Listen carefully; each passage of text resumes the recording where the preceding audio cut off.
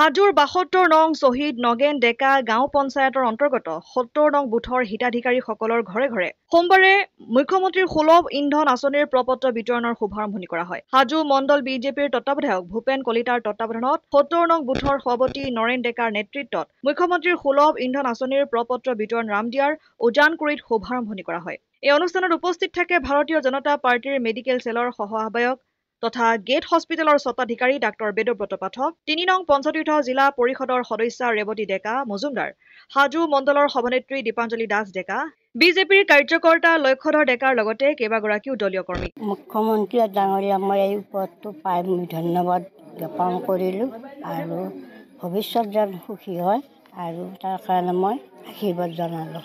ধন্যবাদ। কোন পঞ্চায়তৰ হিতাধিকাৰী? মন এই নগেন ডেকা। কি নাম আপোনাৰ? প্ৰতিভা তালুকদাৰ। সঁচাকৈ বিৰাট সৌভাগ্যৰ দিন, কাৰণ মুখ্যমন্ত্ৰী ডাঙৰীয়া আমাৰ কাৰণে ভগৱান স্বৰূপ। কাৰণ তেখেতে যেনেকৈ আঁচনিবিলাক কৈছিলে তেনেকৈ কৰি গৈছে। প্ৰত্যেক মাহত অৰুণোদয় দিয়া অসমৰ নিচিনা জেগাত সঁচাকৈ বিৰাট ডাঙৰ কথা।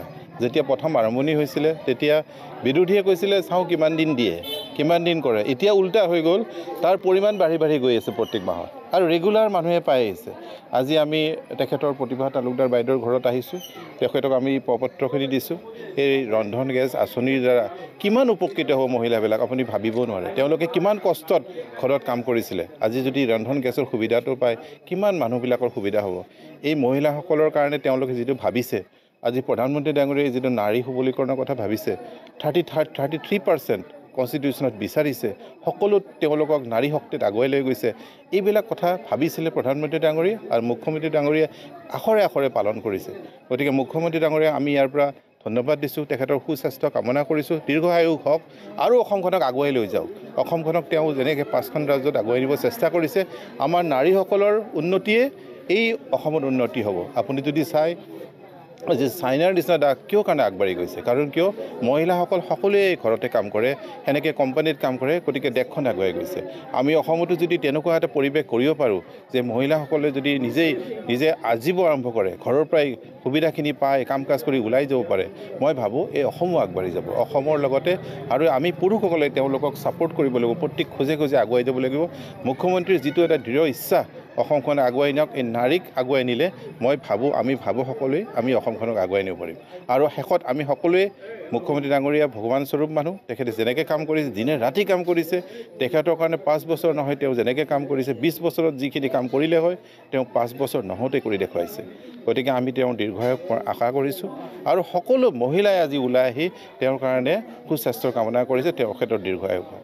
মই ৭২ নং শ্বহীদ নগেন ডেকা গাঁও পঞ্চায়তৰ ৭০ নং বুথৰ সভাপতিৰ জৰিয়তে মাননীয় মুখ্যমন্ত্ৰী ডাঙৰীয়াই পঠোৱা প্ৰপত্ৰৰ উপস্থিত থাকি আজি আমি সকলোৱে আমাৰ গাঁৱৰ হিতাধিকাৰীসকলক এই পত্ৰ বিতৰণ কৰিলোঁ আৰু এই পত্ৰৰ জৰিয়তে মাননীয় মুখ্যমন্ত্ৰী ডাঙৰীয়াক সকলো গাঁওবাসীৰ লোকে অশেষ ধন্যবাদ জনাইছে। হয়, যথেষ্ট উপকৃত হ'ব আৰু যিটো আমাৰ আজি ইন্ধন গেছৰ বাবে 250 টকা চাৰি দিছে, সেইটোৰ বাবে সকলো মহিলাই বহুত আনন্দিত হৈছে, বহুত লাভৱান হৈছে। কাৰণ আমাৰ গাঁৱত বাস কৰে যিহেতু প্ৰায় দুখীয়া পৰিয়াল, কিবা এটা পইচা পালে তেখেতসকলৰ মনত বহুত ফূৰ্তি লাগে। হাজোৰ পৰা কমলা কানন দাসৰ ৰিপৰ্ট, অসম আদিত্য।